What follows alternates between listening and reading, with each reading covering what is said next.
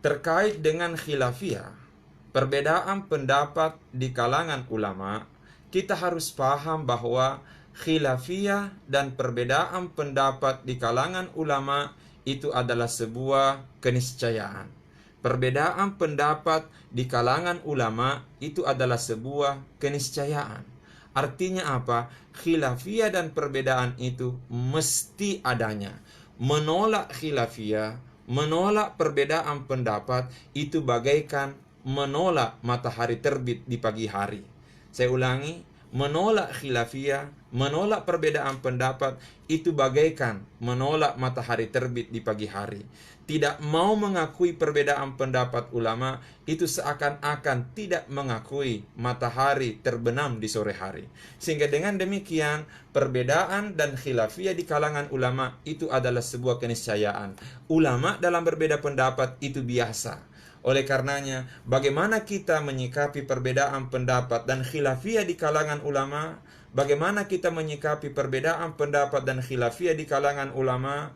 Paling tidak ada satu kaidah usul yang perlu menjadi pegangan kita semua. Di antaranya salah satunya adalah la yunkarul mukhtalafu fi wa innama yunkaru al mujma'u alaih. Ada sebuah kaidah usul yang mengatakan la yunkaru al mukhtalafu fi wa innama yunkaru al mujma'u alaih. Perbedaan pendapat di kalangan ulama tidak boleh diingkari, tetapi yang mesti diingkari adalah ketika menyalahi kesepakatan ulama. Saya ulangi, la yunkarul mukhtalafu fihi wa innama yunkaru al mujma'u alaihi.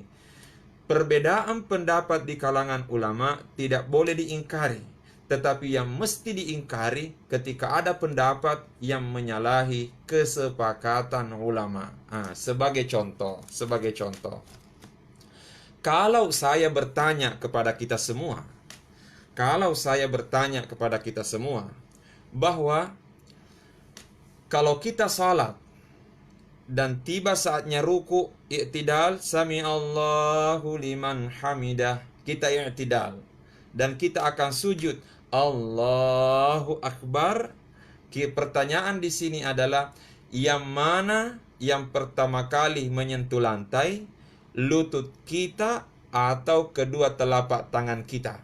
Jadi kalau kita dari i'tidal, sami Allahu liman hamidah, baru kita ingin sujud Allahu Akbar, yang mana lebih duluan menyentuh lantai?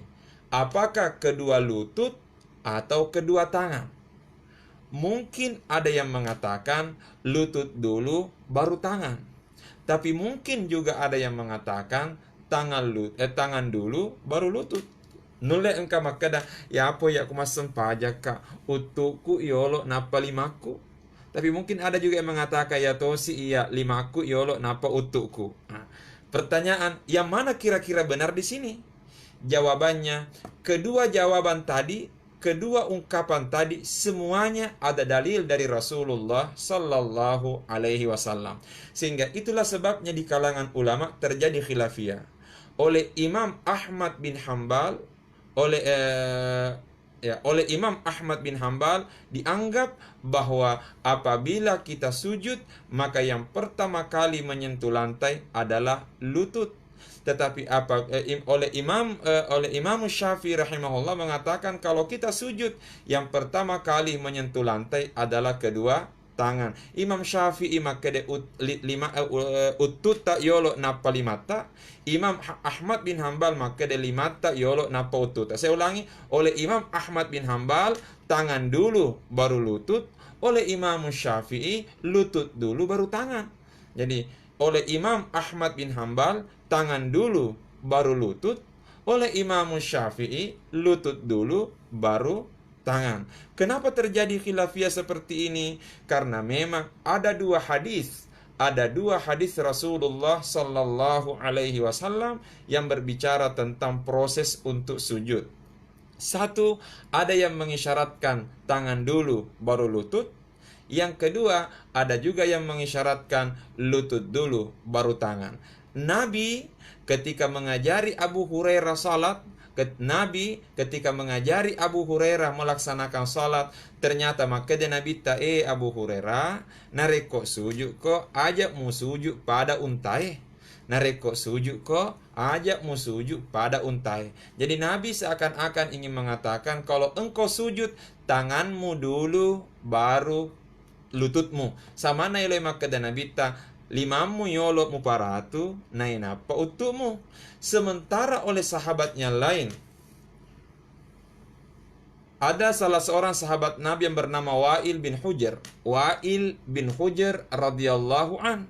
Beliau mengatakan, saya melihat Rasulullah sallallahu alaihi wasallam. Saya melihat Rasulullah sallallahu alaihi wasallam idza sajada, kalau Nabi sujud, wada'a rukbatayhi qabla yadayhi wa idza nahada rafa'a yadayhi qabla rukbatayhi. Maka dia pengelut Wa'il bin Hujr, Nabi kalau sujud lututnya dulu baru tangannya, dan kalau bangkit dari sujud tangannya dulu baru kedua lututnya. Maka dia pengelut Wa'il bin Hujr, iya tu Nabi tanareko sujui utu nayolo naparatu nainapa limana. Tapi nareko tokong ipoleri sujud na elok mendek tetong limana yolo naka nainapa utuna. Disinilah dua riwayat yang berbeda sehingga melahirkan pemahaman yang berbeda di kalangan ulama. Ada yang mengatakan lutut dulu baru sujud, lutut dulu baru tangan.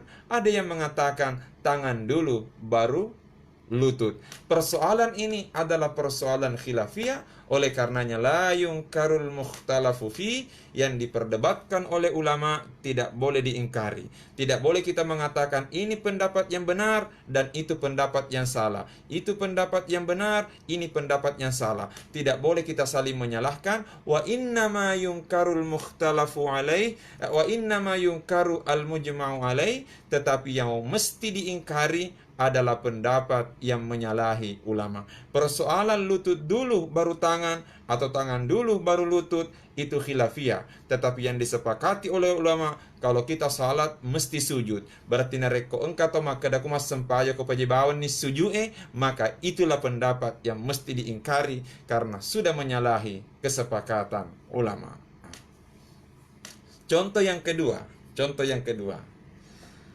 Kalau ada orang sakit, tidak bisa lagi melaksanakan salat berdiri. Ternyata mampunya hanya salat duduk. Kemampuannya hanya salat duduk. Sekarang pertanyaan, kalau kita salat dalam keadaan duduk, kira-kira model duduk yang mana yang bagus? Apakah kita salat dalam keadaan duduk bersila, atau kita salat dalam keadaan duduk iftirash? Duduk iftirash adalah duduk seperti gayanya tahiyat pertama.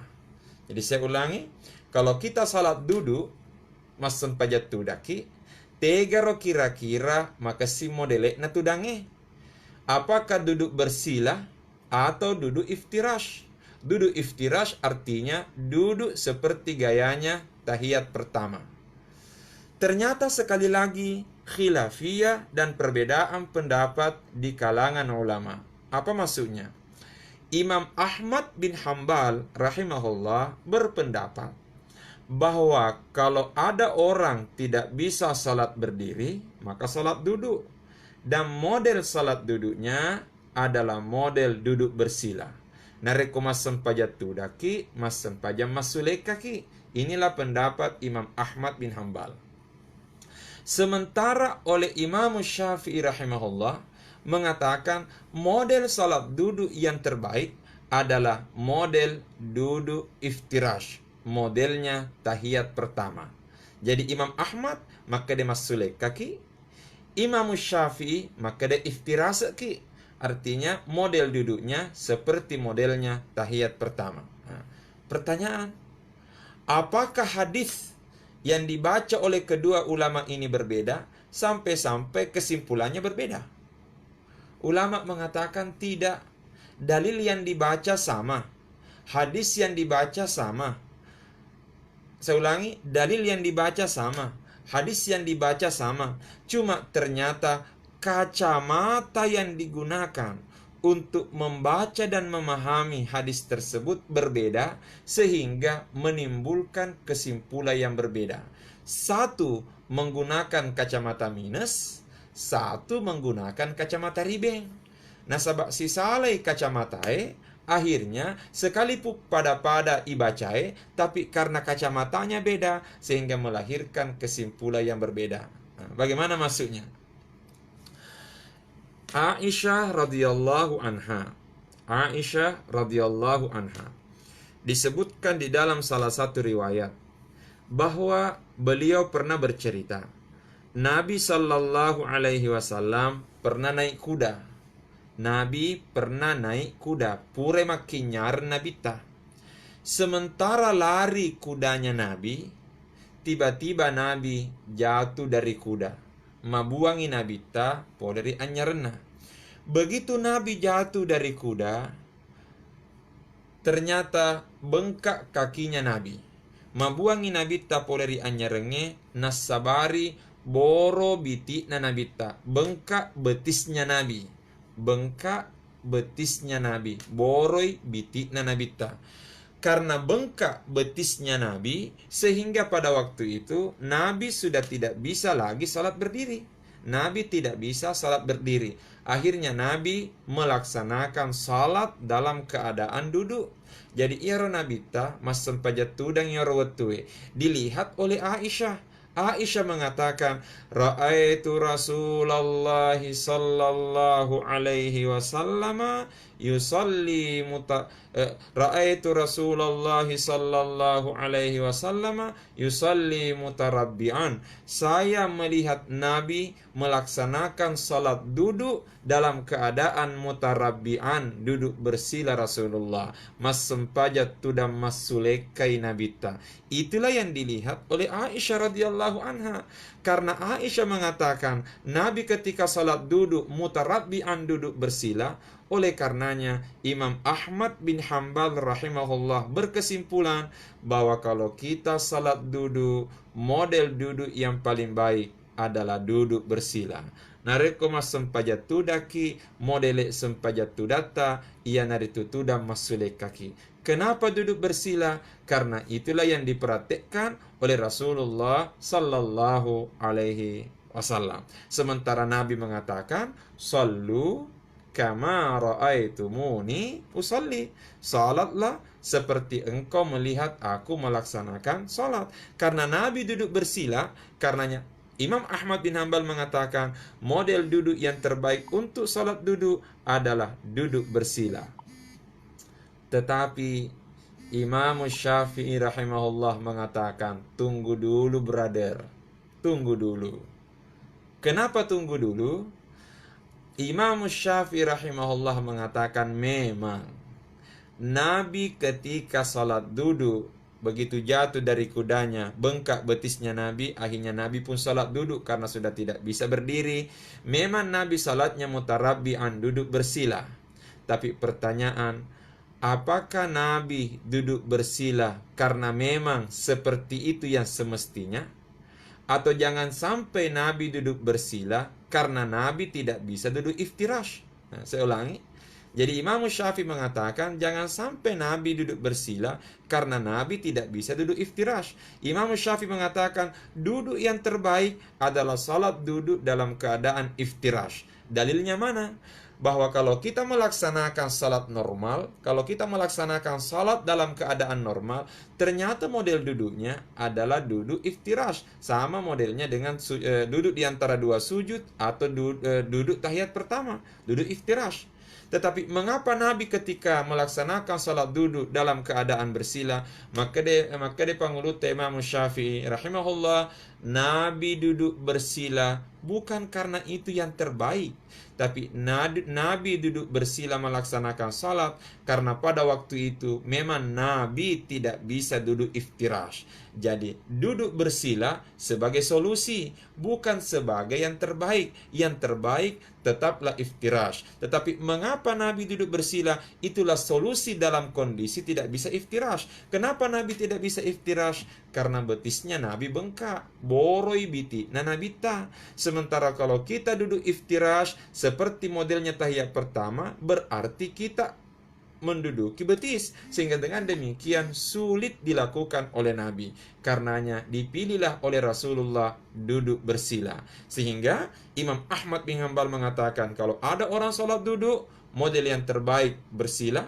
Imam Syafi'i mengatakan model duduk yang terbaik adalah model iftirash. Kalau tidak bisa iftirash, baru duduk bersila. Berarti persoalan model duduk ini adalah persoalan khilafiyah. Oleh karenanya la yungkaru al-mukhtalafu fi. Selama masih diperdebatkan oleh ulama, maka tidak boleh kita ingkari. Tidak boleh kita memilih pendapat Imam Ahmad lalu menyalahkan pendapat Imam Syafi'i. Tidak boleh memilih pendapat Imam Syafi'i lalu menyalahkan pendapat Imam Ahmad bin Hanbal. Mari kita saling menghargai dalam keragaman pendapat. La yungkaru al-mukhtalafu fi. Selama masih diperdebatkan ulama, tidak boleh diingkari. Wa innama yungkarul mujma'u alaih. Tetapi yang mesti diingkari kalau ada pendapat yang menyalahi kesepakatan ulama. Artinya apa? Duduk bersila atau duduk iftirash itu khilafiyah, sehingga tidak boleh diingkari. Tapi kalau ada orang mengatakan pajebawan ni mas sempajangi nesema tu fongala taala nasabak malasa ko pajebawan ni mas sempajangi nesema tu fongala taala maka dedek mulai tetonge, maka inilah pendapat yang mesti kita ingkari. Kenapa? Karena kapan ada yang mengatakan tidak perlu salat, berarti menyalahi kesepakatan ulama. Berarti pendapat itulah yang perlu kita hindari. Oleh karenanya menyikapi khilafiyah dan keragaman pendapat di kalangan ulama, keterbukaan hati harus kita miliki, keterbukaan jiwa harus kita miliki dalam menerima dan melihat keragaman pendapat ulama.